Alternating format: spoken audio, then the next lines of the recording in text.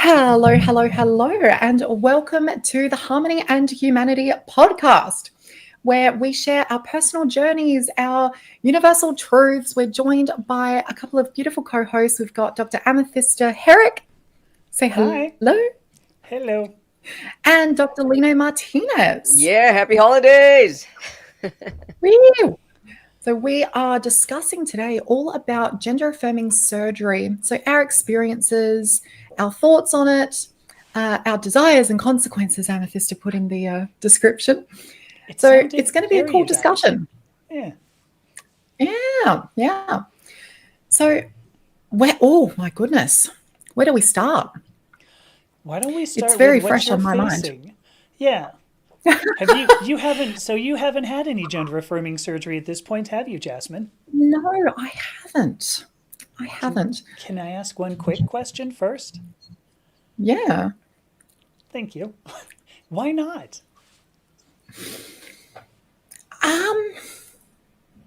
Honestly, mostly money and pain.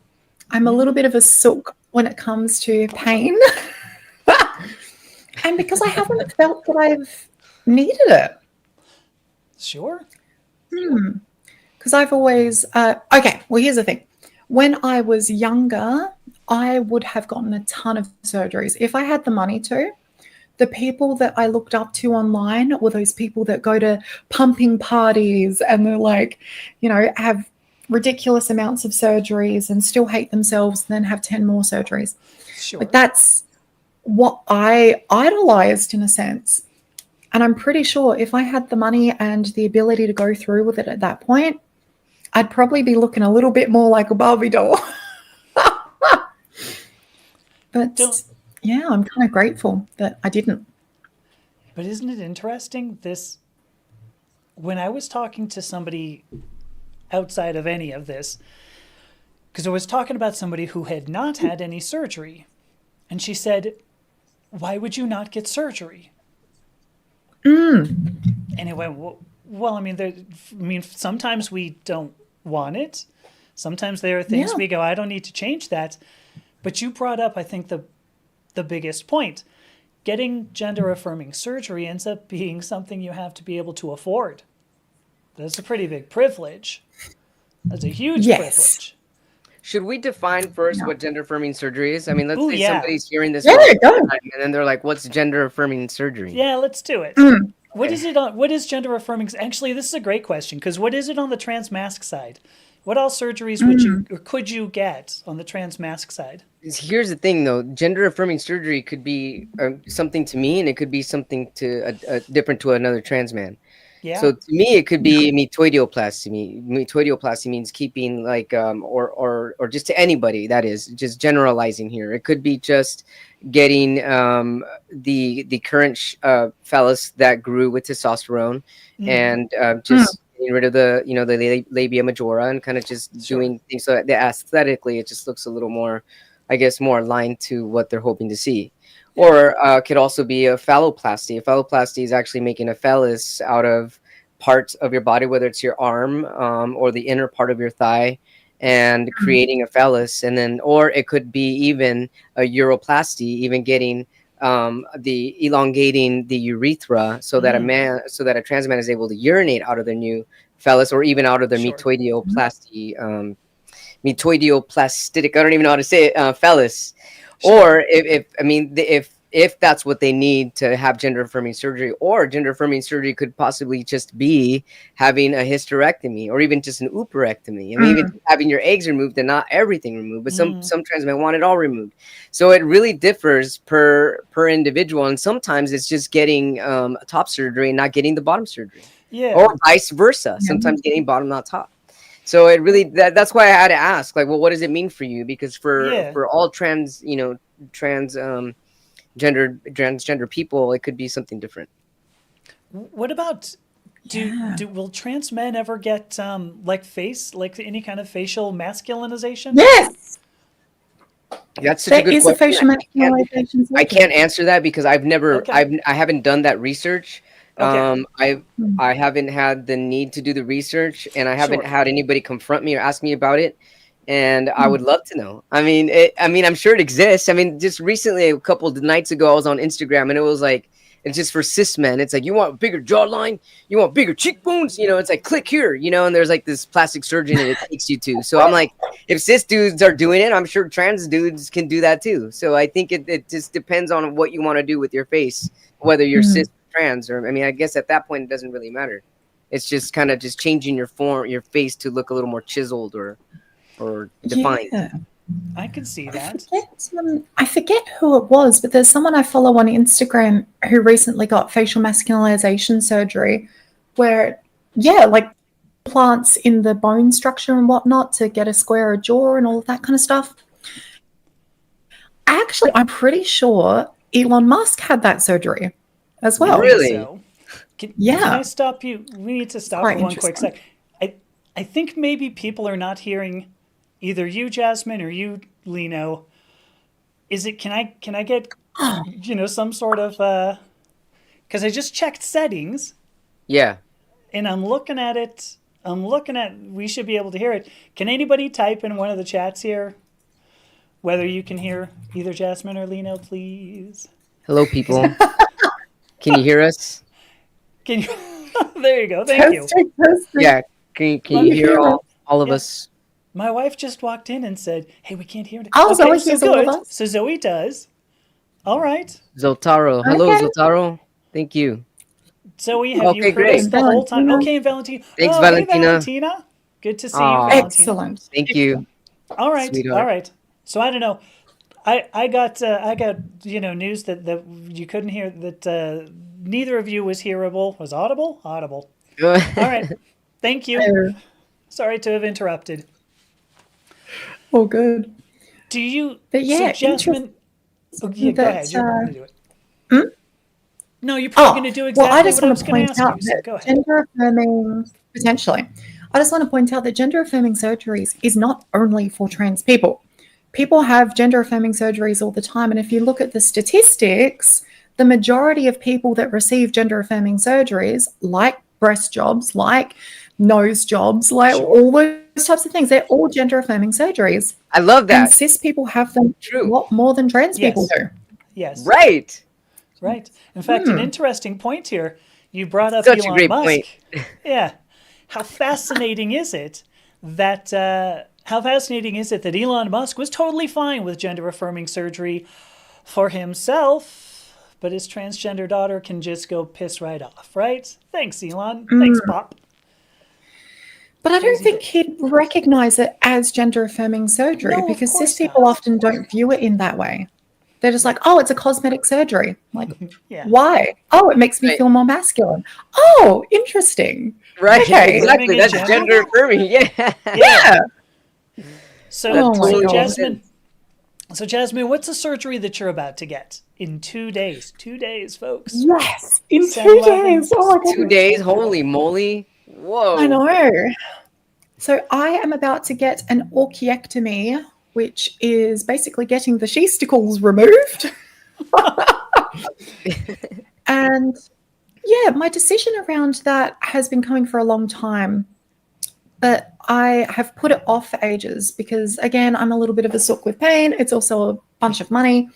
Yes. And I was informed recently that being on the medication that I'm on, like cyprotonine acetate, if you're on it for more than, say, like 5 years at 25 milligrams a day or more, there's a risk for benign brain tumors to form. Ooh. Yikes. So I've been on it for a fair few years on over 25 milligrams a day. So that's part of my decision process there as well. It's just reducing medication and, yeah, reducing that risk as well. It's definitely a little bit more expensive than I expected, the surgery, because I was quoted 2,500 from the surgeon, 1,200 from the anaesthetist, and I thought it wouldn't be much more than that. But I've been given another quote with about 4,500 on it. So, and that's like, I received that 20 minutes before this live stream, so I'm a little bit stressed, Holy moly. mildly, Yeah. thinking about that. So, yeah. What other surgeries do you think you might consider, or you would not consider any others? I don't know if I would consider any other surgeries, to be honest. When I actually got a date for the surgery, for the orchiectomy, I had doubts come up that I didn't expect to come up, which this is an interesting tidbit, actually. I wondered, the first thing that come up was, oh my gosh, do I actually want to cut off these parts of my body? I'm like, oh my gosh, that's scary. I'm like, I think that's kind of natural. It's like if I had a gangrene finger and it needed to be removed, I'd probably still be hesitant about removing it because it's a part of my body. But that came up and I had to grapple with that for a little while. And I was like, actually, no, I don't think that's an actual worry. That's more so just a worry about physical pain and all of that. But then I started getting all these thoughts coming up of like, what if I want a vaginoplasty? What if I want to have like a labia or yada yada? And it's something I'd never considered before. In fact, I actually decided that that wasn't the case for me. I didn't want to have that. And so that popping up was like a really out of the blue thought, but it's one that I'm still thinking about a little bit. I'm more comfortable with it now that I know that they're going to keep the scrotum there. So like the extra skin is going to be there in case I do decide that in the future. Sure. Yeah, it's weird. One of the, I don't know how to describe this. Because it requires going into like different forms of dysphoria. Because physical dysphoria wise, I don't really have any physical dysphoria towards any part of my body. I don't really care. The sheesticles are probably the least I'm least attached to, because they're just kind of, they're there to produce testosterone. Yeah, I don't want testosterone. And in a couple of days, you're not going to be attached to them at all. So there you are. Exactly. But yeah, those, like, they don't have any purpose for me anymore. They're literally just in the way, and they are annoying. When literally just before we started streaming, I sat down and crossed my legs and one went pop. I'm like, oh, ouch. That's the only thing that they do. They're annoying. Yeah. So I'm fine with removing those. Yep. But I've never had any dysphoria towards the other part. In fact, I've kind of gone, it's very convenient if I'm on like a long road trip or something and you have those horrible gas station bathrooms that are just absolutely disgusting. I love being able to stand in that scenario. I'm like, oh, praise whoever, whatever, for the ability to not have to skip on that. Yeah. I can understand that. So the thought of having a vagina was one that I always not recoiled from, but it's one that didn't feel like me. And now there's other thoughts as part of it. Whilst I don't have any physical dysphoria towards that area, I do have some social dysphoria towards it. Or specifically in like intimate settings with people, a lot of dysphoria comes up regarding it. So I don't know. It's one that I've been thinking about. One that you've been thinking about as far as like whether or not you would also want a vaginoplasty, or whether Oh, I see. What about would it, and I'm just asking because I don't know obviously, but would you be able to keep the phallus and then have a vagina and have both? You know what? I have no idea. Yeah. There is? Yeah, you can do that. Because it depends on, do you want to talk about vaginoplasties for a little while? I mean, yeah. I mean, you've had one in the last like 6 months or something, right? Yeah. Has it been 6 months already? It's almost so. Like time's flying by. It's been 5, yeah. So it's July 11th. Yeah. So I'm close to 6 months. Okay. But there are several different kinds of vaginoplasty you can do, and only one of them really necessarily requires skin from the penis itself, because sometimes that skin is used to make a neovaginal canal. But they can take tissue from other places. In fact, when I was getting consultations, they said, and I was almost offended. And then I was laughing at my own offense here because they said, if you don't have enough tissue to make a proper neovaginal, like a long enough neovaginal canal. And I was like, hey, whoa. I'm sure I have more than enough tissue. And I was like, wait a minute. Why is my masculinity being challenged while I'm talking about? Oh my god. But they also said they could take it from like the stomach area, near the stomach. Also, like you mentioned, Lino, they'll take it from inner thigh maybe. So there's many places where they can take tissue. There are also other procedures that will take tissue from the peritoneum, the actual, the lining of your abdomen, the lining of the abdomen that kind of holds everything in. And then sometimes they will take it from the colon or the large intestine. So, and those are laparoscopic procedures that they'll harvest the tissue there. Obviously, they don't, like with the phallus, you can just use it straight. But I don't know how much straight there is in getting a vaginoplasty, though. So, but I did get a vaginoplasty, and I didn't intend to. It was kind of interesting. I remember, I don't know, it was maybe August or so of 2023. And I remember, just to keep this as clean as possible, I remember seeing one and thinking to myself, oh God, I wish I had one. And then I went, wait, really? Oh. Wait, I do? And then I thought, well, actually I could get one of those. And I will tell you, the last 5 months have been probably the most clear and the most, I don't have a good word. It was life altering. I mean, that's all I can say. I feel so much better, like about everything. And I don't know if that's because I ran out of testosterone or what, but yeah, it's been amazing. And I've been very happy with it. So anyway, that's vaginoplasties. What was the decision factor? What made you decide to do it? Is that what to you were get going to ask, Lino? No, I have another question, but go ahead. Oh, So I don't know. Like what caused me to go and get it? I don't know. I looked at one and I said, gee, I'd love to have one. And then went, oh, I should look into it. It just seemed right. And it was because it was so strange because I've never had problems with that before. Because we were talking afterward. I have to cough. Give me 1 sec. I made sure I didn't do it in the mic. We were talking, I guess it was last week after we stopped streaming, about about tucking. Maybe somebody on the who's watching this now. Hi Brooklyn, by the way. Hey. Hi Brooklyn.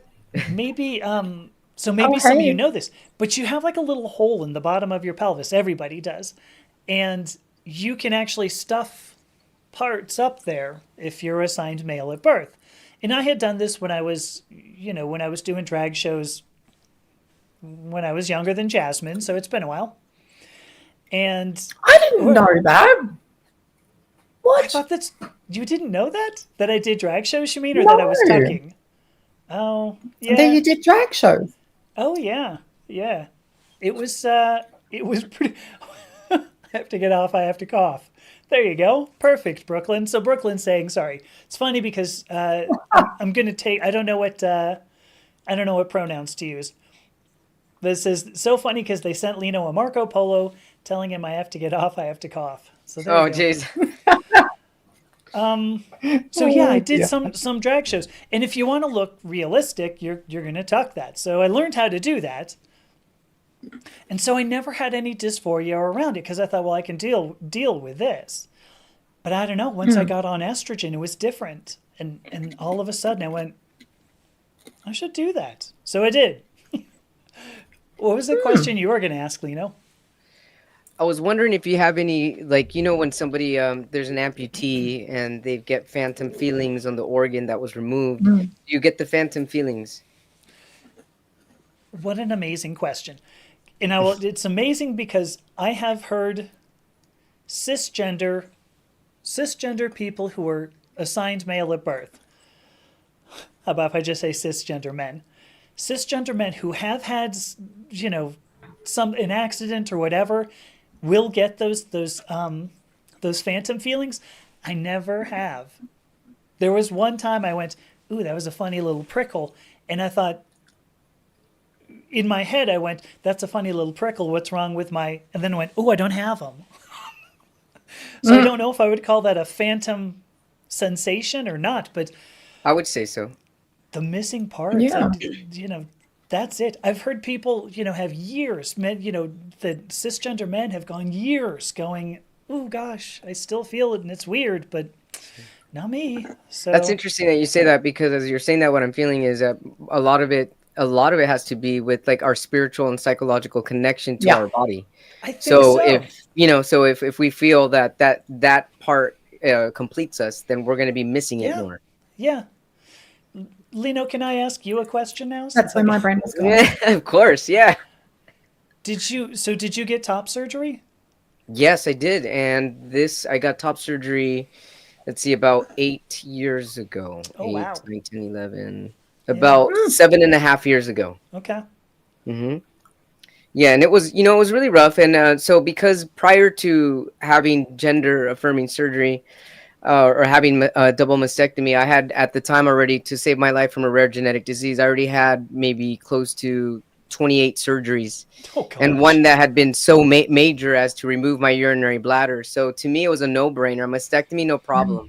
Hysterectomy, no problem. Oh my God, that's a cakewalk. No problem. It was all no problem. I mean, it really was. It really wasn't, because when I lost my urinary bladder, it was a series of surgeries that led to for them to remove my bladder, and it required 2 surgeries, including cutting open my abdomen, using 60 inches of my intestine, getting rid of my appendix to use as a conduit, and that's how I pee. I mean, I pee standing. I started peeing standing up even before I transitioned, which was awesome. But I mean, be careful what you ask for. The universe will give it to you in an unexpected way. Yes. But I peed through a hole next to my belly button because of a permanent disability with a catheter, and so that was such a major surgery. 13.5 hours, 3 blood transfusions, and a whole month in a hospital, and 5 years to recover. 5 years. So after going through all that, I said, mastectomy, no problem. And I say that, and I say that lightly, because there are people that are going through cancer, or women that had to lose their breast, that want their breast, Yes. and even trans men, that it's like the biggest thing for them. I'm getting my boobs cut. I'm getting a mastectomy, and to them, it's a huge thing. So I'm not saying this to minimize anybody's experience, but to my experience personally, compared to what I went through, it was a piece of cake to go through the surgery. But what wasn't a piece of cake is healing by myself. And at the time, I actually went through like a grief, and even how can I say it, a very hateful and feeling towards trans men that had support from their mothers or their girlfriends or their partners. Because at the time, I was living by myself, and my nobody came to help me besides my bestie, who's now my roommate. And as he's just a dude that works full time, he's a hairstylist. So whenever he had time to come help me, he would. But I was by myself. And let me tell you, reaching up to grab something, if it stretches those stitches, it hurts like crazy. A pain I can never describe. I mean, yelling by myself in my apartment. And so, I mean, I had a feeding tube at the time too, so it was easy to just feed myself this way. But if I wanted a cup, if I wanted to get this, if I wanted to bathe, I did it all by myself. And so it's like I had to really go through a lot of letting go, and a lot of jealousy that I had towards other trans people that had all the love and support that they needed when they went through such a transition like that. But I'll tell you what I learned about that is how much I loved and supported myself. And so with that, I now see what the love and support that people do need when they do go through such a surgery like that. And I wish everybody so much love, and hoping that everybody gets the help that they need with surgeries like that, because they're a big deal. Yeah, for sure. Yeah. Jasmine, did you ever consider top surgery yourself? No, I've never considered top surgery. In fact, when I was in the beginning stages of transition, I didn't know if I even wanted breasts. And it was something that held me back from starting HRT for a while. Because at the time, I was really into this like androgynous kind of look, and the epitome of attractiveness to me, and it honestly still is if I can't tell what gender somebody is. They've got that very androgynous look. That is so attractive to me. And I think I was modeling myself after that. Sure. I've never been attracted to breasts. So I think it was partly that. It was like what I saw as attractive, I wanted to be myself to feel attractive. It must have been something around that. But yeah, I always decided, you know what, if I get -A cups, I'm fine with that. I really don't care. If I don't grow anything, I'm okay with that. And yeah, I mean, I'm still fine with it. I can get some nice cleavage if I've got, you know, a good bra on or whatever. It's whatever. You can. I've seen photos on Facebook where I'm like, whoa, what happened to you? You know what's funny is whenever they're visible in that way, the microphone always covers. Right. Protecting my modesty. Not today. Yeah. This is just like a sports bra kind of thing, but you know. Yeah, so I really never considered it, and especially after seeing things about, you know, there's people who share things about, what do they call it, like breast implant sickness or something? Yeah. What do they call it? I'm not sure what Where the name people was, get so. No, I don't know, but I've heard about that a whole bunch as well, and I've just had a little bit of a aversion to having silicone in my body. It's not something that I want to get. So yeah. No, I understand. What about you, Amethyst? Did you ever want implants? You got implants? Yeah, I got two stories. Oh, okay. Well, I didn't know this. When I had, because it was 2 implants, right? That was 2 stories. No. My first story. So when I first started, because I've already mentioned, you know, I apparently have a partial androgen insensitivity syndrome. So I responded to estrogen extremely quickly. Like within a couple of weeks, I was starting to feel breast bud development, and I reached out to my clinic. I'm like, hey, is this normal? They go, happens, but not really normal. No, not typical, not frequent. And I sat down to myself. What does that even mean? I sat down because when I started transition, I said to myself, I don't want to do anything irreversible. I wanted everything reversible, because what if I don't like it? You know, I've only waited 52 years for this, and I know that I really want to do it, but what if I don't? You know? So when, by the way, when people say, I just want people to wait, well, I waited 52 years, I want to make sure that they know. Well, I planned, to make sure that I knew. It's not like we don't know these things, right? Anyway, point here is when the clinic said, no, it's not typical, but it can happen that people will start to develop breast buds pretty early. I sat down and I thought, ooh, dang, do I really want boobs? And then the thought struck me, yeah, like my whole life I wanted boobs. What am I? Of course, this is great. Boy, this is how I know I wanted to transition gender. Because it was the greatest thing ever. I was like, wait a minute, I'm going to get boobs. I'm going to get boobs. I'm going to get boobs. And I was super happy about it. So anyway, so that was one story. Did I want implants? No, because I actually I was able to get a B cup naturally. Oh, nice. Yeah, and I was like, well, that's not bad. And that was, 2 years were on HRT. So no joke, we were looking at Thailand, for vaginoplasty, and they said, we'll do both the breast implants and the vaginoplasty at the same time. Wow. And my wife said, well, you may as well do it. Like, worst case scenario, you get a 3-for-1 deal. Right. It was like, worst case scenario, you just get them taken out. If you don't like them, you get them taken out. And I went, and I really went back and forth on this for a long time until, we got there, and I was like, okay, I'll really do it. I'll really do it. But I didn't really want to. And then, so I got it done. And for some reason, it really just didn't hurt at all. I mean, like I Oh, had wow. Oh, no wow. pain with yeah, the doctor's like, does it hurt if you do this? I go, no, Wait, no, it's like what cup everything's fine. size did you get? Like CC? Well, good. So, okay, that's a good question. So I at the time I was wearing a 44B bra, and I Mm. don't know what that is in like outside of freedom units. Sorry, so it's inches, and Mm. I don't even know. So there we go, Brooklyn. Actually, that's an excellent point. Undergoing surgery while living alone is challenging no matter Mm. what. Yeah. So I'm sorry that you had to go through that experience. Oh, dear. That sucks. Yeah. Oh, and an emergency procedure too. Goodness Right. Even gracious. worse. Yeah, Yeah. that it does suck. Yeah. Thanks for sharing, Brooklyn. Appreciate it. Yeah, thank you. So the cups are modeled after, like, it's geometry, right? It's modeled after a truncated cone. And if you didn't know this, it's modeled after a truncated cone. A 44B cup should be 1100 cc, somewhere in that area, in Mm. US sizes again. So about 1100. I had originally the surgeon said, here, let's start off with 450.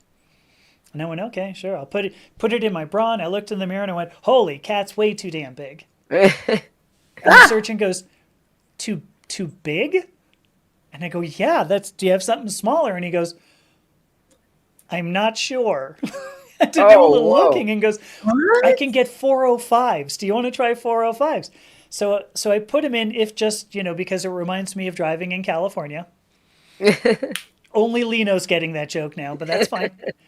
But I put in the 405 and I went, yeah, that looks fine. I'll go with this. Mm. But it did mean, and it filled my bra up completely. In fact, I didn't realize it overfilled it, for what it's worth, because I just went and had to go get a C cup. Now I'm wearing a 44C.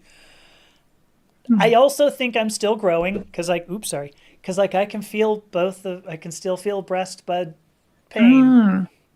So I may end up a Even pretty bigger. full C. I have a Yeah. question around that. Okay, do it. Because I know most places or most surgeons will say you have to wait 2 years on HRT before you get breast implants. Mm, In my personal experience, my boobs grew a cup size 5 years on HRT. okay. So Do you mean that was you're another saying reason I after was, or total? yeah, like 5 years on HRT, they grew another cup size. Okay. Okay. 'Cause I was like an A cup, and now I think I might be closer to a C. Yeah. But I just wonder, what is my question? Is 2 years enough? Like, is 2 years enough to wait? Because what if your body just decided, you know what, we're going to grow 2 more cup sizes, and you're like, you end up with E cups. Oh man. So, Far out. I mean, I think that's a good question for what it's worth. I'm You could taking a remove risk. you could Yes. remove the implants, yeah. Yes, you could do Yeah, that. I suppose so. I'm taking a risk, but the other thing is that because now that I got the vaginoplasty, so now I have no sheesticles. Is that what you're calling them? No stickles. So now I have no source of testosterone, and I think actually, I think breast development has sped up, for what it's worth. Like I wasn't really feeling, I wasn't. Interesting. Yeah, I think they've grown just Makes in the past sense. 5 months. Yeah. It So totally makes sense. so if I end up with, like a D cup or something, for what it's worth, I love boobs. I've always had like big hips and a big butt, even when I was presenting as a man. And How I've always dare you. liked, I know. And I've always liked girls with big boobs and big butts and big. Wait, yeah, so that's it. I've always liked that. So now I look at myself and I go, yeah, that's cool. I'll take it. So I'm a little worried, gosh. but I'm not that worried because it's like, hey, if it happens, it happens. But Can Anyway, I let me- ask another? Can I ask another personal Sure. a personal question? Oh, I'm sure. just because we're on the topic and I'm just okay. thinking out loud. So I can imagine that maybe the nipple sensitivity is there's more nipple sensitivity the bigger the breast gets. I'm imagining. I don't know. I don't know either. It's a good question. I didn't lose any sensitivity. Yeah. I think. Ooh, you know what here's how I'm gonna say this. I didn't lose any sensitivity, but I think, and I don't know that I gained any sensitivity, but now that everything feels very much in alignment, I think that, Everything's sensitive. yeah, yes, that it's a little, that everything is a little better. Heightened. Yes, yes. That's awesome. And I'm really I'll tell you curious. that. That's one thing Go I ahead. miss. I lost my nipple sensitivity completely. And I can't, it's been so many years, I don't even remember what it feels like, but I know that it was a risk I was gonna take. And at first it was odd to be completely numb, and now they're still numb. It's like Huh. just touching my arm. Oh You know, gosh. and they'll always be like that, and they don't Yeah, get hard. You know, like regular nipples, they yeah, just stay. yeah. And so, I mean, Yeah, right. they get a little like tight when it gets cold, just a little bit, but there's no feeling at all for me. It's completely Mm-hmm. numb. And Mm-hmm. so, yeah, I just wondered if maybe it was true for the opposite, like the more boob you have, or if you're getting new growth, if you're maybe the nipple Yeah. sensitivity increases. I'm definitely sensitive to the cat stepping on me. No, I bet. That hurts. Making biscuits on you. Yes. She was amazing. It was truly amazing when I first started getting any kind of breast bud development. That's what happened. She would jump up. She's like, "Oh my gosh, you have no idea how much I love you, and I'm going to show you by stepping right here." Oh God, get off of me! And then she'd go, "Oh shit, what happened? I made her mad." And then she'd step on the other one and then jump off him. Oh, launch off, yes. I hate you, cat. My Then cousin's dog does that with the downstairs area. oh, I got It's like, that I'm just too. going to put my feet here, and then I'm Yeah. going to launch off of the couch for zoomies. Yeah. Right. And then right after I got the vaginoplasty too, after we got home, it never hurt before, and then she'd jump up, because I'm still healing a little bit. So I mean, 5 months is not a whole lot of time. No, it's not. 5 months is not a long time at all. It took me 6 months from my bottom surgery, 6 months to heal. So I can't even imagine. Oh really? Oh 5 months. gosh. Yeah, yeah. I know. I was really surprised. I was able to have an orgasm really soon in. It was like 6 weeks. Yeah, I think it was just under 6 weeks. But I mean, And isn't 6 weeks with the time that Talk they give about you? it. I remember. And then Yes. Say that again, though, Lino. Is it 6 weeks from what? 6 weeks is the time that they give you before you can like masturbate, correct? No, I was being told 2 months. Okay, so Oh, 6 But I was weeks like- is about 2 months, right? Yeah, it's close enough, right? I mean, Couple it's weeks probably off. 9 Close enough. weeks is probably, yeah, it was like, yeah, it's 6, 9. But you had stitches, Sick. correct? There were still some by that. Do you mean just like in general? Yeah, down in that area. I'm just Yeah. wondering. I mean, it sounds a little risky to be having, because orgasms make you contract and expand, and if you have Yeah. stitches, I mean, I wouldn't Yeah. recommend that with any person transitioning or do anything down there if they tell you to wait, because you can cause some damage down there. I never ever said I was intelligent, okay? But it was most of like, the look, stitches had fallen out. priority. Yes. Oh my gosh. And this was a huge priority. I was just sitting alone at home and I went, I wonder what would happen. Could something, I don't know. And I went upstairs and I just sort of felt around a little bit because it's brand new, right? Like Sure. it's been 6 weeks about, since the last one, right? Which, by the way, you don't have to answer this, Jasmine. Nobody needs to answer, but I'm going to throw this out here.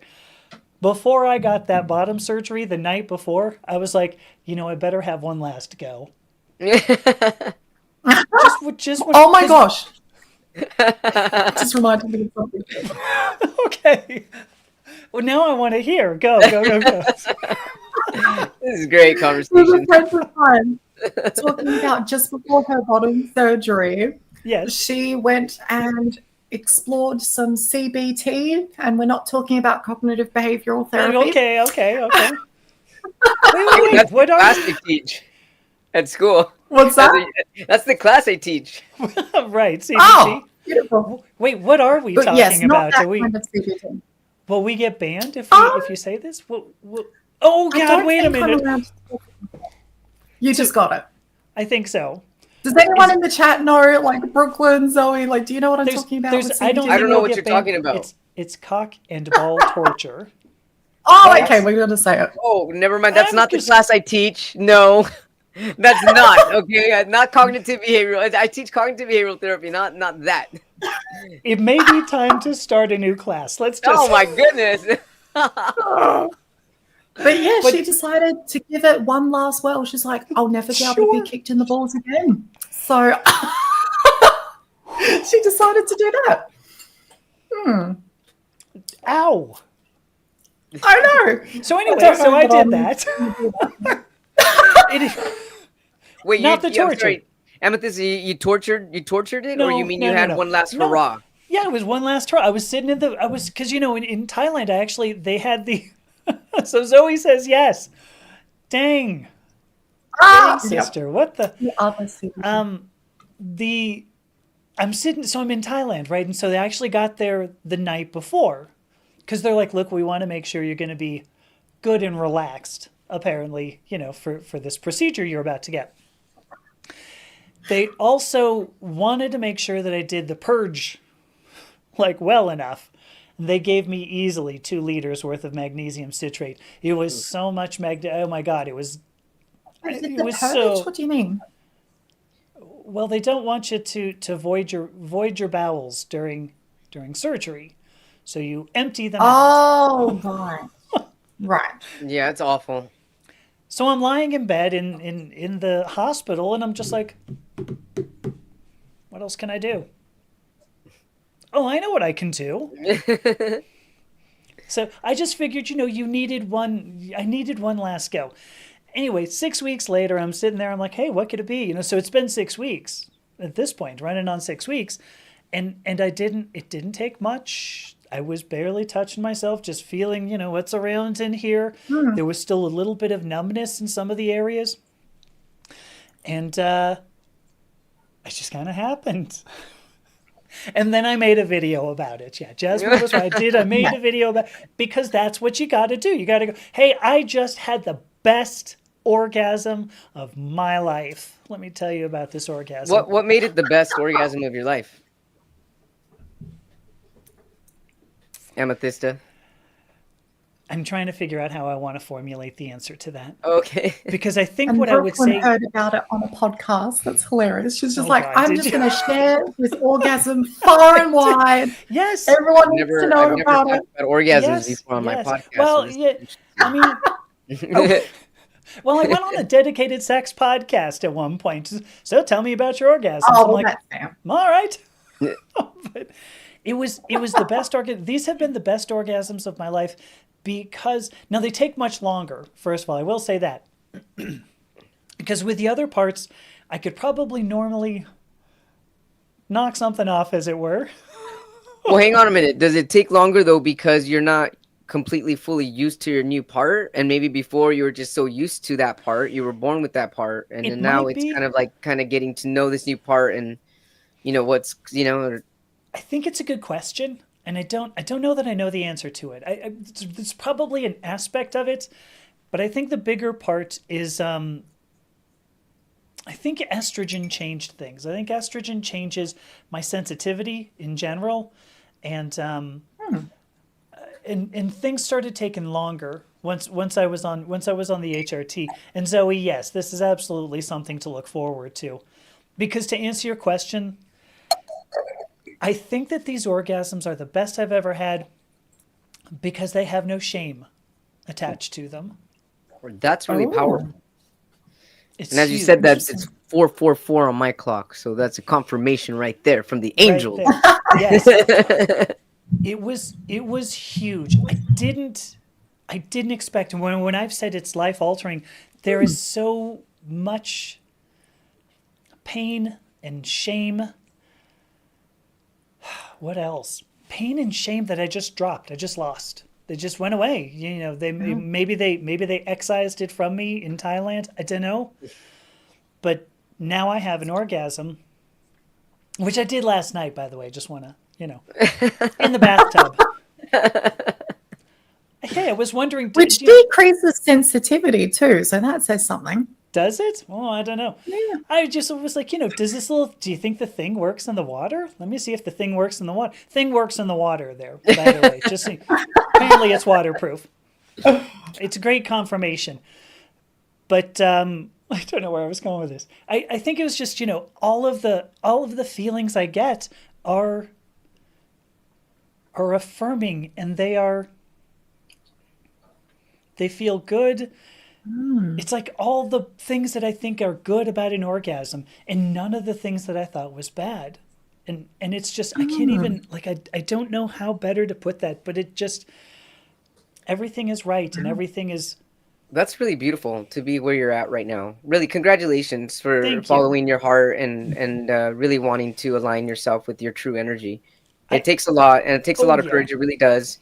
And just to go forth and to experience this type of happiness. I mean, not that many people have the ability to go forth and be brave and do this. No. So, I mean, really, this is incredible that you are, the word I'm thinking in Spanish, disfrutando, which means that you're really, how would I translate disfrutando? You are, I guess, really embellishing and savoring every moment that you have now in your female identified physique, which is incredible. I like the way you translated that too. I like that, but it's truly amazing. And yes, it is lovely. Zoe, very, very lovely. I was going to do this though, because I mean, I could sit here and talk about my orgasms for another 14 minutes. I have more questions though, but I know what's probably best. Let's see what our chat room has to say here. Well, because here's, in the chat, I mean, like, this is great. We're the people have said this sounds good. Can't wait until we get to it. Sounds lovely. Something to look forward to. But I do want to bring up, because Lino, you had said, I wish I could remember the phrase, but you said, it's so lucky that I was able to get this. I was lucky to I don't remember how you put it. And I kind of want to return to that because I think there is a perception that gender transition always brings with it surgery. Mm-hmm. And I know that we have said that amongst ourselves, just, that we went, oh yeah, it was kind of weird because he or she didn't do X, Y, Z thing that we expected. And I know we one of us stopped and went, how even accepting are we? Why? We've gone through this, and we wonder why some transgender people don't get the same things we do. And it's so strange to me anyway, to think that even we would have sort of weird thoughts and conversations about surgery, just gender affirming care, and in general. Did that end up? Oh, hang on. There's one more question I'm going to answer about my orgasms. Sure. Oh, the question: are you able to have multiple orgasms? That's a good question. Yes, I'm going to answer this. So two ways I'm going to answer this. The first is that it used to be, I'm just going to come out and say this. When I still had the other parts, I was a one-hit wonder. It was like, okay, I can go about once a day. That's it, And part of me is like ashamed of that, and the other part of me is like, nah, it was just that good. I don't think that was the case. Oh my gosh. I don't think that was the case, but so one-hit wonder. Where else was I going to go with this? Okay, so now when I finish an orgasm, because even like in the bathtub, I finished up and I went, well, looks like that works, right? And I sat there for about 5 minutes and I went, I wonder how much charge that thing has on it. That'd be something interesting to see too. And I thought, how crazy that I'm like less than 5 minutes later, I'm like, I should pick this back up. And I didn't, for what it's worth. But I also have had an experience. I have had an orgasm just from my breasts being stimulated, which is pretty. That was before I got bottom surgery. It was pretty crazy. Whoa. And I have had one experience. I don't know how long that orgasm went on. Wow. It felt like minutes. And I understand, sometimes you have an orgasm and you go, God, that was at least 2 hours. And it's like, no, it was about a second and a half. But, I watched your face go, and then you were done. And you go, no, it had to be hours. No. So anyway. Now, I want the short answer, Amy. Can you have multiple O's or not? Yeah. Oh, sorry. Did I not answer that? Yes, I think so. I think I have done that once. I think once I had like this thing that just went on over for like just kept going, and it was weird too because there was a lot of stimulation. Okay, there's a ton of stimulation, and then for like an hour. Okay, and what happened is that I felt like I was just building up, and then I hit this wall, and I'm like, oh, I'm gonna have this great, and wait a minute, what happened here? And then about 30 minutes, and then I'm like, all right, can we just stop? Because I don't know what's going on. And so we stopped, and I sat there. I sat there for about 5 minutes going, oh, I feel this wall. What is this wall? I got to get past this wall. And then pretty soon I went, ugh.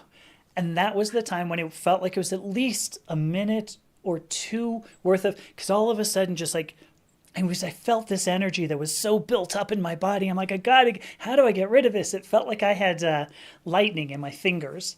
That's what it felt like, lightning in my fingers. And I'm like, I've just got to go pizzap. How do I get rid of this?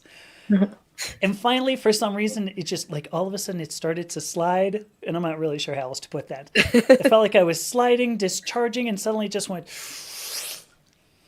5 minutes after I had stopped being stimulated. Okay, 5 minutes, maybe less. But minutes after I'd stopped being stimulated, and then I was like scratching everything with my fingernails. Oh my God, Jesus. Jeez, you're like an orgasm superhero. Maybe. Like if Zeus was. Right, I'm like, what is it? Storm? Is that who it was with the lightning from the fingers? Right. All I need to do is carry with me like a rabbit. The bad guys come in. Hang on, whoa. Oh shit! Anybody got a battery? Not a rechargeable. Yeah, give me okay. This is AAA. AAA. Goodness gracious! I have. All right. This is really interesting, Zoe. Thank you. Yeah, it really is. I'm fascinated. I mean, I have more questions, for both you and Jasmine. Jasmine, Amethysta, for you and Jasmine, I have a question. So, are we gonna ditch the? We're gonna ditch the bit that I was going towards that I did. Well, what happened? Oh, there's definitely something that I want to say on that. I think it's a pretty quick one. Then go. Oh yeah, let's do it. Sure. I hope you can't hear the blender in the background. Can you hear that? Only a little. Winter! Not as much as when you keep hitting the mic, though. Winter, come on. I could hear that on the stream. So what I was going to say. Yes. Oh, God. Thank you, Brooklyn. Oh, no, it's going to be so hot in here. Anyway. Couple of things. Getting an orchiectomy. Apparently, the orgasm changes after an orchiectomy and becomes more of like a full body sort of thing, or something that travels up the tummy a bit more. Yeah. So I'll report on that once I've got some news. Yeah, that's really interesting. Good. But the other thing, I've always identified as a non-op trans woman. I never expected to get any operations. And that's a little bit of an identity shift that's happening for me, because Amethysta, you were talking about how there's this idea of you're trans and therefore why wouldn't you get a surgery, or why wouldn't you get this, blah, blah, blah. And that's something that I've always been on the other side of and going, no, you don't need that. You don't even need hormone replacement therapy. Like, right. However far you choose to go with your transition is how far you choose to go with it. Okay. There are some people who, like one person that I know does drag on the weekends. So they express their femininity in that way. They get on stage with the, hair and makeup and all that stuff. And for them, that's an expression of their femininity that they're totally fine with. They don't want to live as a woman in their day-to-day life because they don't want to go through with hormone replacement therapy and other bits and pieces that would come along with that. So they enjoy, like for them, that's okay. Yeah. And the ultimate goal of transition is to feel comfortable in your own body. Yeah. Right. So if you can feel that without going through surgeries, if you can feel that without exploring hormone replacement therapy or any of that, then no shame. Like, do that. There's no expectations that you have to meet in order to be trans enough. You already freaking are. So that's just a little tidbit I wanted to add on that. I think it was a great add-on. Why, thank you. Because I think oftentimes we do that. We think, oh, well, if I'm going to be transgender, I better do a bunch of trans things. It's one of the HRT big and things that I have in coaching. Like people that come to yeah, me about, I think I might be trans, like at that very sort of beginning stage. One of the biggest issues that they have is they say, oh, but I don't know if I want to have like surgery and all of that. And they put these massive expectations on themselves. And I'm yeah, like, you don't need to have any of those expectations. You don't need to go and get the surgery if you don't want. That's totally fine. And then all of a sudden they breathe a sigh of relief and they're like, oh, wait, I don't. So that doesn't mean that I'm not trans. I'm like, no, it doesn't. right, right. No, I'm with you. It bugs me Like, that we Yeah, have to do that, and or you that we know feel what? I that. think it's this expectation. It's this social expectation that it trans is. people have to hate their bodies. Yes. We have to be full of dysphoria. We have to hate ourselves and look in the mirror and cry every day. Otherwise, we're not trans. And it's Right. bullshit. You can love your body. And you know what? Yeah. I will stand and True. look in the mirror and I'll go, Sheena's, you're cool. I like you. I'm like, yeah, you look very nice on my body. That's lovely. That's fine. I You can stand love with your you. body and be trans. Yeah, love your body and be Yeah. trans. There you Yes. go. So I anyway, I'll agree. get off my soapbox. It was a I know Lino beautiful had some soapbox. questions. No, it's a beautiful Thank you. Thank soapbox. So my Definitely. question is in regards to I guess ejaculation, because like one thing, you. I Mm. mean, I have both parts and I love having both parts. I'm happy this way. At first it was challenging because I thought, in the beginning where I was weird or whatever. And I remember it's so funny to even say this. My OBGYN, my gynecologist said, you know what? I think you're special the way you are. And I was like, hell yeah, thank you. High five. So I felt good. And now I love the fact that I have both parts. I feel that Mm. it literally, I can honestly say this live. I feel like I have the best of both worlds. And I Mm. often tell people if they had the parts that I have, they probably wouldn't go back. But Mm. that's just my opinion. I mean, I don't know. Obviously some people are just fine the way that they are. But I mean, if we could all Yeah. trade bodies for like a week or two, I'm sure we all would zap it just to see what it's like. Oh But yeah. but one thing I do wish, and there's like this grieving moments that I have sometimes, like with my girlfriend, is because I wish I could get her pregnant. Like I Mm. can't ejaculate, I don't have sperm, and to me it's heartbreaking, especially when family members are having their babies, or I see, oh, that baby looks like daddy, and I'm like, oh man, my baby will never look like daddy. Mm. So it's like I guess it's sad for me. To me, it's a grieving moments that I can't ejaculate. Yeah. But aside from the grieving moments of not being able to ejaculate, I wonder if ejaculation orgasm feels that much better than not ejaculating. And only the both of you are actually amethystic can really know. Jasmine's like, no. I wouldn't say so. I don't notice To any difference. The only freaking difference is a mess. Oh, really? So the agreed. orgasm is not more robust when the sperm comes out? I wouldn't say Not so. to me. I Interesting. No. still. I always thought it was. I don't think so. To me, because once I got on HRT, that's the volume started decreasing. Mm.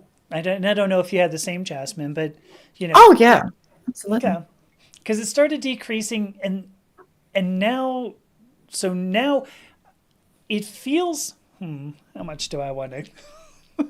It feels like there's a little bit of schmutz that occurs. Oh, schmutz. Schmutz. It's that's what the. Not to mention, fortunately, I have with me the Farben Schmutzfanger, so that's good. I don't know Oh what my that is. god. I don't either. I don't speak German. I don't know what the hell Oh, that is. what the Also, heck? I don't someone even. on TikTok just said, no, just less messy. So we've got Yeah, a consensus happening here. yeah. It's just It's less messy. Just less messy, huh? less mess. Yeah, Yeah. there is a little bit. I think I still have a little bit of schmutz occur, but mostly what I get now is. I mean, I guess the word for I don't know if this is the technical word, but pre-cum. Do Mm. Jasmine? I don't know if you ever got a little dribbly. You get squeamish now? We're an hour into this. Oh my gosh. What? The Yeah. I The mean, for dribble- me, being dribbling got 10 more. years, You just made my Okay. laugh squeal. That's how funny this was. I just squealed right now. And being like 10 years on HRT, Oh, there's okay. nothing that comes out. Like it's Okay. Sahara Wow. Desert. However, because I had to stop anti-androgens like almost 2 weeks ago, because Oh, 2 yeah, weeks I'm before sure. surgery. Yeah. Amy on here talking about the important things. Yes, the very important things to talk about. There has been some change to that a little bit. Really? Wow. you mean as Yeah. far as like the texture of it, or what do you mean by The that? volume? No, I mean, usually there's nothing. Or there's like, usually it'll be, I don't know, half an hour later and one drip will like, that's what Half happens. an hour later? Oh my gosh. Yeah. I have to put like toilet paper. That is so TMI, but put a little bit of toilet paper because I know about half an hour later there's going to be a drip. Oh my gosh. Wow. That's pretty much it. I don't know if others can relate to that if they've been HRT for a while, but No. now, But okay, I have another question that I'm just and this is aside from just because I know we're running out of time and it's just such a good Sure. conversation here. And everybody wants to hear about masturbating in the bathtub anyway. Yeah. So No, what I'm curious is like me as a trans man, I still need to. I do suppositories of estrogen tablets. sure. Like I need Yeah. to. And so, what will happen if you don't have any testosterone at all? I mean, don't you need some type of supplementation? And won't your I'm concerned about that. your sex drive go down? So good Oh. question. So you're not concerned about that, Jasmine? You're like, oh, Oh, well, the blockers basically kill sex drive anyway, so. oh, do they? Okay. Oh, So- not for you. No, not for me. Oh, But okay. I never had, for what it's worth, I never had an anti-androgen. I never needed an anti-androgen because my body was like, oh, look at this. I've got a sex hormone that I can use. Isn't that great? I think it was the insensitivity because like I said, when we got the first value, it was super high. Like even it was super high in general, but then it was super high for somebody who was 52 years old taking the test at like 4 p.m. So, and that one doesn't have any freedom units on it, does it? 4 p.m. Like 4 p.m. in Australia, right? Or is it Yes. is it -4? Okay. Oh, gosh. I mean, I don't know if there's like a centigrade and Fahrenheit thing. So, okay, thank you, Valentina. I wondered. Okay, so you hit the wall, and then 5 minutes later you go kabang. Okay, good. I'm glad that's not. I thought it was weird. Do you shoot lightning too? I've got to know if Valentina shoots lightning as well. Oh, But if you don't, it's cool. Oh, my gosh. What was the question? Oh, yes. Sorry. So in the human genome, we like every single one of our bodies has all of the human genome in it, right? So Lino, you've got the ability clearly to make both parts. Jasmine, you have the ability to make both parts. I have the genetics to make both parts, but it's hormonal balance that determines a lot of biochemistry. And so what I was told by my clinic originally, because I went in, I just said, listen, I just want anti-androgens. I want no testosterone. And she goes, no, because you got to have one. And I said, but what I do, I want it to be irreversible. And she goes, it doesn't make a difference. Your body needs some sex hormone. And it doesn't matter which one, technically. It really doesn't matter which one, so long as there is a preponderance? So long as there is one more than one than the other. Your body isn't generally I have very to look happy. that up. Otherwise, what? I'm like, Just what the look heck it up. is preponderance? Preponderance. The quality or fact of being greater in number, quantity, or importance. Preponderance. Preponderance. How is it I can have like this great story about lightning shooting out of my fingers? And then I use one wacky word. Yeah. And all of a sudden I'm the weird one. What the? Anyway, Oh, you God. need one or the other. And I suspect that's why you're still getting suppositories, because you still, there are still aspects of your biochem. Well, wait a minute, actually. You have everything gone, right? I have everything gone. And you're getting both estrogen and Yeah, but see testosterone? what happened, and this is what's gonna, and I will say this, I will be very Live blatant and on. about this, Okay. so that trans men that are not educated about this will know Right. that when you have a complete hysterectomy, there's a lot of vaginal dryness that happens, and that can be very Mm. painful and very itchy, and Right. it can atrophy. And in order Mm. to counteract the pain and the atrophy and the itchiness, you need the estrogen. And I tried it all natural. I tried the coconut oils. I tried all the lavender oils, but no, I actually need the hormone. And so, Right. yeah, so I needed the actual estrogen hormone, and it sure enough, I mean, I can get lubricated, and now I can get Wow. lubricated again, and there's no more pain and no more itchiness, no more atrophy. Yeah. So, yeah, and it's common. So for trans men that aren't aware, that's something that you will go through if you have a Yeah. complete Mm. hysterectomy. I thought I had heard progesterone suppositories for that. You're getting estrogen ones or I'm estradiol, certain I it's called guess. estroidal. Yeah, estroidal, which is, yeah, Okay. estrogen. Yeah. Yeah. Hmm. Yeah. Okay. Well, I appreciate this. Roofcat has said this is answering a lot of questions I've either felt awkward asking or never thought to ask. Oh, good. Well, I'm glad I can be an Right? open God, book. I'd love to hear that. No, Yes. nobody wants to ask somebody, "Hey, am I going to be able to have an orgasm after surgery?" Nobody wants to ask that Yeah. Mm. because it's And then scary. on the topic of orgasms, before we get off, I mean, Oh I yeah, please. understand. Before we get Before off, we get off, Lino! Oh my gosh. so, Hilarious. that's Oh so gosh. preposterous here.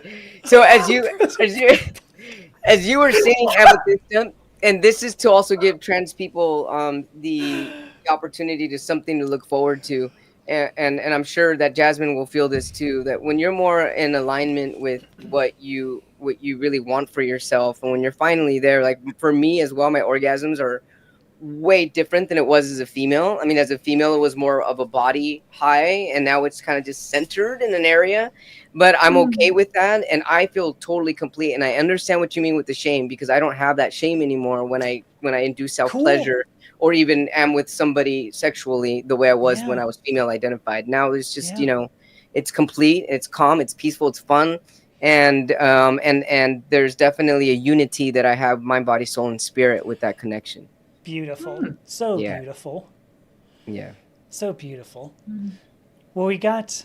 I don't know that I want to even try to follow that. So we're about an hour and 10 minutes into this. Do we want like final statements and then Lino, you're going to do the poem again? Oh yeah, I have a poem. Mm. Yeah. Do you, Jasmine, anything you wanna Oh, I think impart? it's been a really good conversation.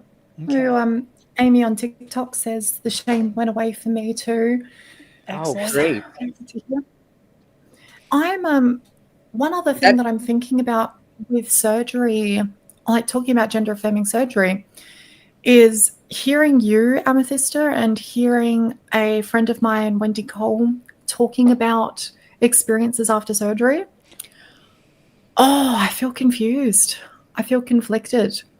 And I actually really About do want to share that on here because I'm someone who was really set on, nope, I'm a non-op trans woman.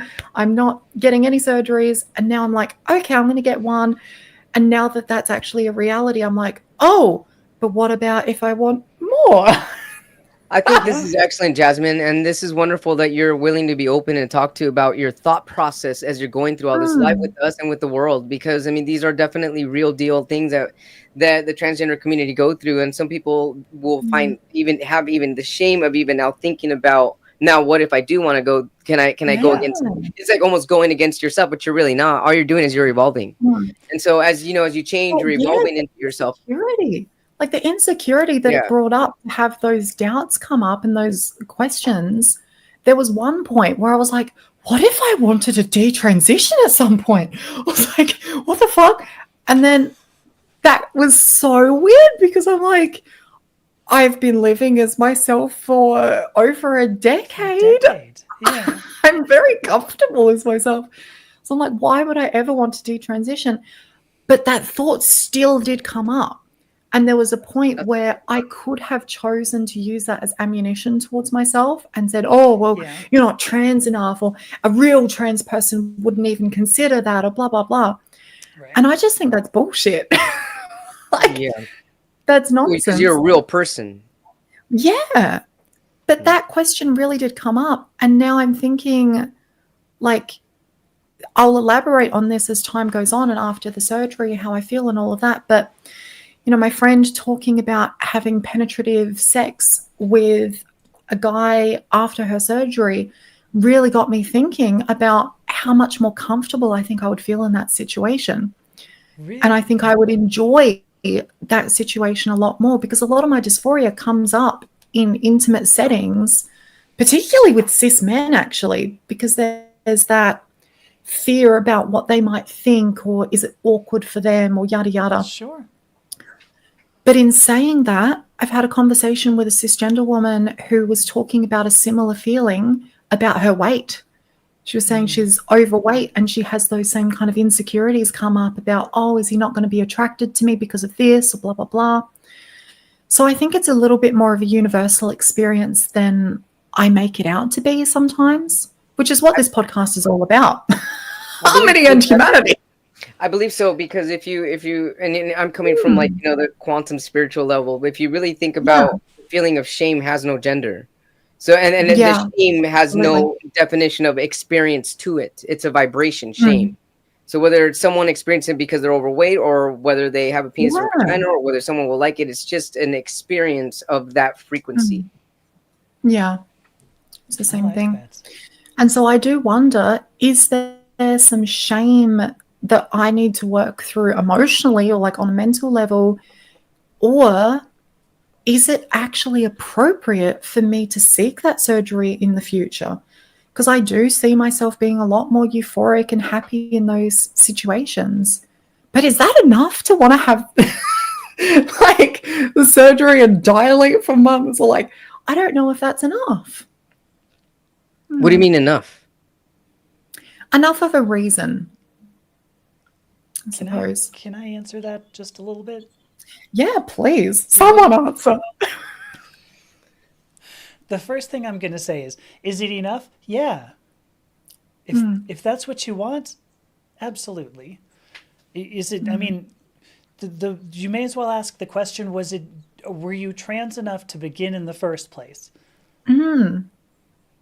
You're asking the same question. Now you're like, well, am I trans enough for a vaginoplasty? Am I trans enough for whatever?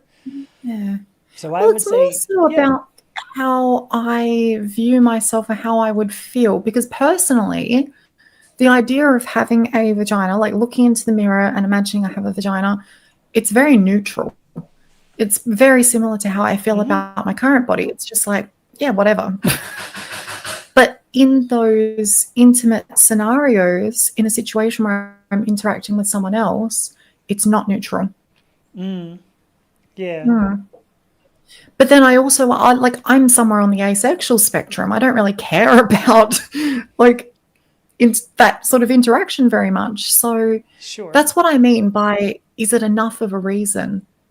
Because I don't know if it is.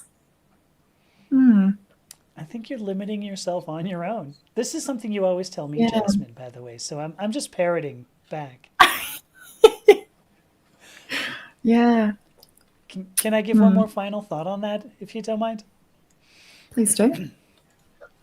I think there's also this perception, or at least a misconception, that every transgender person, like somebody's going to get like one small surgery. I know that was 2 fingers, but we're going to get one small surgery, and then we're going to have to get another surgery, and then we're going to have to get another and another, and it's going to keep on going for 10 years, and we're going to end up like the guy who looks like a cat with all the tattoos and all the piercings and all that, you know, horns coming out of your head.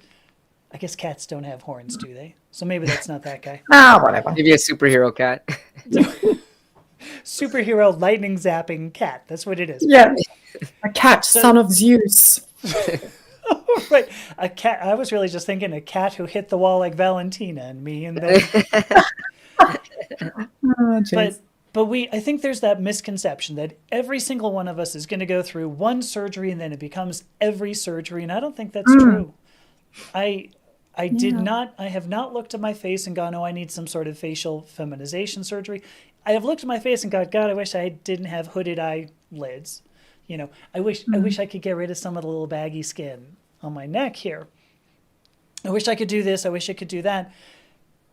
But that doesn't, but I'm satisfied enough. And I think most of us, and I'm not going to say all, obviously, but I think most of us do reach a point where we go, yeah, I'm done. I'm satisfied. I see enough of myself to accept the rest of myself. I'm actually quoting myself from about 2 years ago, but I see enough of myself to accept the rest of myself. That's what I was saying that I think makes a successful gender transition, to be able to say that phrase. So I think this would be great to continue talking about this definitely on our next I think you would. Our next episode, yeah, because there's so much to talk about and so much to unravel and unfold with this. Yeah. And all of it really is self-love, because I mean, I've heard many stories where people transition and they're still not happy. It's not the end all and the answer for everything. You really need to love yourself regardless. There is no mastectomy. There is no phalloplasty that's going to make you feel 100%. Only you can feel 100% with who you are as a person, your own energy, your own being, your own stillness. And that really comes from self-love and really working on a lot of shadow work and really coming forth with who you are and who you are becoming. So there's a lot of spiritual development in it, whether people or not want to hear that word. It's all self-love. And so it really boils down to what's going to make you happy, and not just through a surgery, but also what's going to make you your spirit happy, and what's going to make you shine bright. And it's really being authentic to who you are and who you are becoming, because if that authenticity isn't there, there's no surgery that's going to fix it. Ooh, so true. So true. That is definitely a topic I'd like to talk about in an episode. We should, because I see it all the time. Like, you see, so do I. I came out after surgery. Yeah, they're like, look like a human Barbie doll, and they still hate themselves, and that is a separate issue. Yes, and you see that in Hollywood, where people getting, their face, and that's just aside from, I'm just talking about surgeries in general, to really cosmetic surgery, or however you want to say it. There is no surgery that's going to bring you the happiness. It's why are you doing it? What is the alignment? Right. And you need to be happy and with who you are becoming, your own energy. And it's really important to go inward at that time and really figure out what self-love means to you. Yeah, I'm with you on that. Absolutely. Let's do that next week. Or sorry, because I want to. And next week we won't be here. I mean, Jasmine will be healing, and it's Christmas time because it's beginning to look like. Yes. So we're going to be back. So is it the 30th then? December 30th, right? 2 weeks from today. I think so. Well, and then the 31st, New Year's Eve for Jasmine. No, that makes sense, because I think we talked about that. Because you're like, I want to do it on New Year's Day. So I think it's Eve. So, all right. So. Oh yeah, New Year's Eve is the one after. Are we taking a break? Are we going to come back on like the 7th or? I don't know. We're taking next week off. What are we going to do? I mean, we can talk about this after. How about if we find out? Yeah. Well, you know what? If enough people want us to, let's see. Are there any comments? Should we come back on? Well, for me, 31st? It will be the 31st. Yeah. New Year's Eve. Well, right, because it's nothing to me and Lino. I say yes personally. Lino, yeah. If we could do, I mean, if you could do New Year's Eve, that's fine. If not, then we can. Let's just see what the people want. What do the people want? What do the people want? Yes. All right. So I have a friend that's here visiting me, and she's been at my door. I didn't know she was here already, and she texted me, so I actually have to go. But I want to. Oh, all right. Do you? Okay. Can you still do the poem? Yeah, I'm gonna do my poem. I just texted her right now. All right, do the poem. Sorry about that, but thanks everyone for tuning in. Really, this has been really amazing. I mean, thank you, Amethyst. Thank you, Jasmine. Thank you to our listeners, watchers, and our viewers for the support and giving us this opportunity to speak our voices and to speak from our hearts, to be able to give you information that's needed and to be able to bring people together. So really appreciate this. Thank you. Love that. So this poem here is called Surgery, and I wrote it right before this podcast. Although the option exists if whether or not I want it, what I think of often persists, and in the midst of my alignment, the options exist. and I choose to opt in, to synchronize with my energy, to dance with synergy, and to integrate my personality. Wounds will close, scars will fade, and a new life prevails. All because I chose to opt in and not out. Loving me is what it's all about. And in my new body, I levitate my heart. Let's gravitate. And that's it. Ooh. Still good the second time. Oh my gosh. That's what she said. Good. Oh my gosh. So good. All right. I will say goodbye to. Yeah. Bye, Lino. Bye, Jasmine. And I'm going to say one last thing. Yep. Go. Holiday spirit. Remember that Christmas without HRT is just Sismas. So take your HRT and we'll see you in the next. And best wishes, Jasmine, sending you love. Yeah. Thank you. Love it Good all. luck, Jasmine. Bye. Bye. Bye. Oh my gosh. Make sure you click stop stream this time over this. I have yet to transition, so actually people are watching us talk about that. Oh, so- Valentine's Day. I think it's